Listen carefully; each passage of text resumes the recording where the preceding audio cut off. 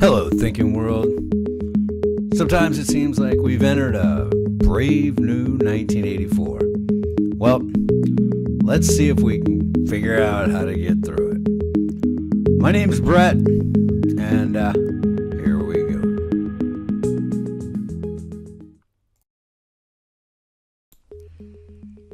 First things first, the history of organized societies is also the history of espionage. Ever since groups of humans have formed, smaller groups within those groups have formed as well. People in the know with questionable motives lurking in the shadows, hence the term shadow government. The current shadow's face is the CIA, born from the OSS and ties with other countries' shadow groups formed through the ages. An ever-changing web of control designed to keep their populations docile, ignorant, scared, angry, and hungry, while they acquire resources and leverage to expand their control. It's a fair bet that most of the current quote-unquote global entities, i.e. the IMF, World Bank, RAND Corporation, Federal Reserve, CFR, and Trilateral Commission, among others, operate within the shadow's shadow, or they wouldn't exist. Any system of government also operates under the watchful eye of the shadow. The bewildered herds that Walter Lippmann spoke about in his very telling 1922 book, Public Opinion, are no doubt now much larger herds. Add the advent of so many new forms of distractions and circuses, and the bewildered are happy to stay that way. Don't forget, ignorance is bliss. The ones that aren't happy to stay bewildered must try and seek truths in their spare time not spent acquiring ever more worthless slips of paper, avoiding the onslaught of social programming and carefully created us versus them politics that exist only as a smokescreen to obfuscate the shadow's total control. When people do eventually connect the dots and ring the warning bell, they quickly become the focus of the shadow. Books like Gary Allen's None Dare Call It Conspiracy, Gary Webb's Dark Alliance, are good examples of people who rang the bell and got conspiracy theoried into relative oblivion. The shadow knows that their only real enemy is entropy, and occasionally some will catch on to the game.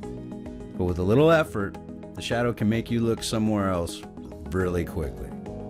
Even a book like The Report from Iron Mountain has long been put up as a hoax without much discussion about the actual content, which is at times very disturbing. Even the Trilateral Commission saw the quote-unquote problem of an educated society as a major issue, as stated in their 1975 report titled The Crisis of Democracy. It states, the problems of governance in the United States today stem from an excess of democracy. Needed instead is a greater degree of moderation in democracy. Not much left to the imagination about the shadow's thought process. What the real problem is in the world is too many people. They know they are way past the tipping point. The numbers don't lie. Jobs are going away. Technology, outsourcing, etc., they are not coming back. No matter what anybody says, the numbers can't be argued. Every day, more kids become of working age faster than any jobs plan can get people into the system and onto the hamster wheel. That's the safest place for the shadows to keep them, trading your precious time for their pieces of paper. They know the truth. Time is more valuable than paper. They can always make up more paper. You can never make up more time. Every second spent working for money is a second not spent on your family, learning, building for yourself, growing food, communicating with your neighbors, all things necessary to have a truly enjoyable life and educated children. So while you incessantly run the rat race, the shadows are raising your children, feeding you poisons, and inventing reasons for you to hate your neighbor. As in jail, 3 deputies can control the dorm of 350 inmates. Why? Because the inmates are doing the deputies' jobs, enforcing racial divides, keeping the tension high, keeping resources scarce. This is the same system free people exist under as well, just less dramatic. Let's not forget that the 13th Amendment did not abolish slavery. On the contrary, it legalized slavery by the government. but only to be enforced upon quote-unquote criminals. Funny how the definition of criminals keeps growing and growing along with our prison population, the largest in the world. So where do we stand? What's next? For the current maze to keep working, there must be a major reduction in humans.